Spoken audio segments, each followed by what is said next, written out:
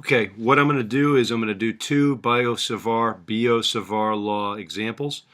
One of them is this one where you've got a wire coming down like this and current going through the wire there and out there.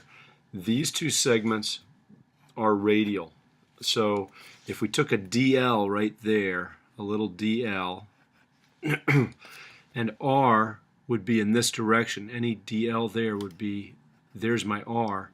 You can see that DL cross R excuse me, DL cross R is going to be 0 because the cross product of two parallel lines is 0.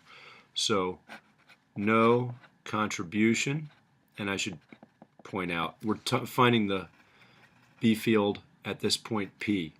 And similarly here, no contribution because they're anti-parallel. So really all we're doing here is finding the B field contribution from that arc there. And this is a classic Biot-Savart application. As you can tell, I got a cold. So if we want to find that, here's Biot-Savart law written out. And really the only function of this, you can see you have an R, I wrote it wrong, and an R cubed on the bottom. And you can see those are going to cancel out. The main thing is to have this to calculate your cross product. Once you've figured out the angle there, this will cancel out one of those r's. So let's integrate both sides. So integral of dB equals b, right?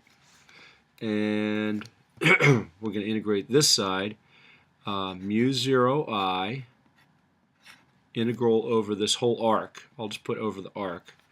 Mu 0 I DL cross R at all points. The DL, here's a DL, it's always perpendicular to R. Here's my R. So the sine of 90 degrees, or the sine of pi over 2, is 1. So this just ends up being DL times R divided by 4 pi R cubed. Well, one of those R's is going to cancel out. Let me take my constants out. Mu 0 I over 4 pi R divided by R cubed is R squared. And we're going to integrate over that whole arc DL.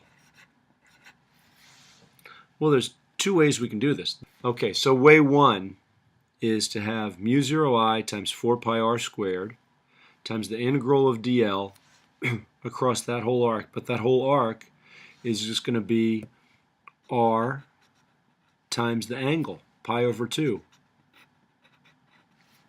If it were the whole circle, it would be R times 2 pi, but there's only pi over 2 radians. So you have R times pi over 2. One of those R's cancels, and you end up with mu 0 I, one of the pi's cancels, the pi cancels, and then you have over 8R. Way 2, I don't know why I do this, it's longer, but I still think of it this way. Let's go back up here. Mu 0 I over 4 pi R squared is my set of constants. And I think of DL, I always think I'm going to integrate over an angle here. I'm going to change my angle from 0 to pi over 2. And I'm going to do it as an angle. Well, DL, if we look at a small angle, let me write it like this. This DL is going to be R times some d theta. Didn't draw it very clearly, but R d theta.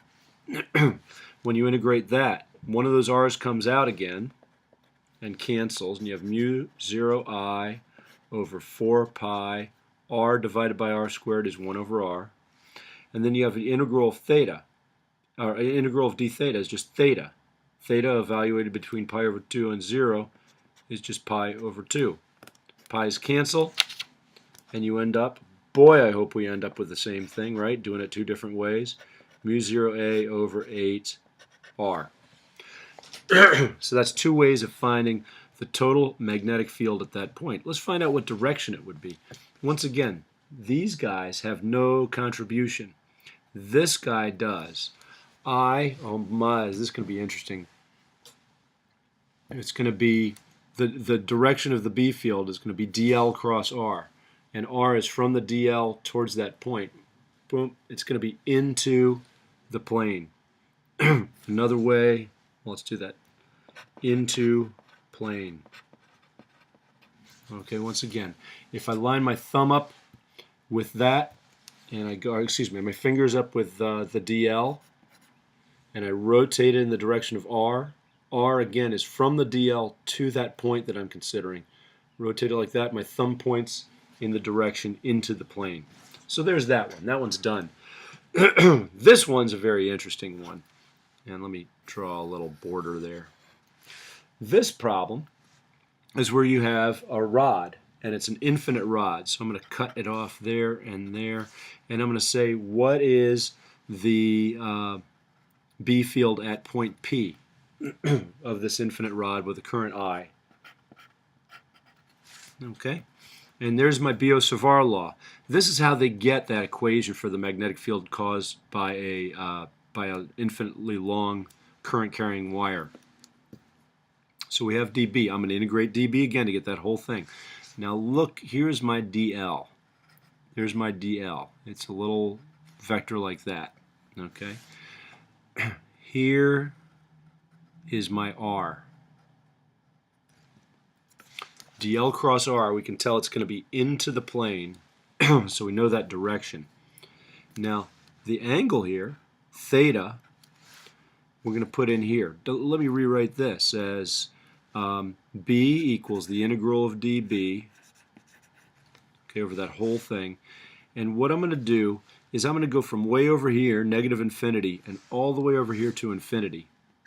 Mu 0 I, sorry, integral from negative infinity to infinity of mu 0 I. DL cross R is going to be DL times R times times the sine of theta, all over 4 pi r cubed. Excuse me. Now, when you have this, one of your r's cancels, and that's going to be r over r squared. Let me take out all my constants, mu 0 I, 4 pi. Now, that r is going to change, right? The r is changing. When it's out here, it's a very long thing. When it's in here, it's smaller. When it's in here, it's smaller still. And what we need is this distance, capital R, to that point. And now we can do the geometry of this setup. So you have mu 0 I dl times r sine of theta. And by the way, I'm calling this 0 since I'm going negative infinity to infinity. And this point, when we do that, we've got distance L here. I'll call that capital L there. And that's going to be, excuse me, the sine of theta is going to end up being, we still have R. R is going to be square root of L squared plus R squared. And down on the, I don't know why I did that, I'm sorry. The R cancels out. One of the r's on the bottom. R divided by R squared is going to be, by R cubed is going to be R squared. And that ends up being L squared plus capital R squared to the 1/2 squared. So I'm just going to leave that out. In other words, this is going to be R squared plus L squared square root. But we're squaring it on the bottom. R divided by R cubed is R squared. And then the sine of theta is going to end up being R over little r. Well, little r is L squared plus R squared to the 1/2. So this ends up being to the 3/2. Again, take yourself that this is the way that turns out. Okay, R is a constant, so my integrals, which are over 4 pi L over L squared plus R squared to the 3/2. And we have to use an identity. The identity that we use that's generally will always be given to you in any kind of AP problem is this identity. I'll put from negative infinity to infinity of dx over x squared plus a squared to the... That's the form of this right here. So we have mu 0 I r over 2 over capital R squared. And you end up with 2 over 4, and don't forget the I. Infinite wire is given by that equation.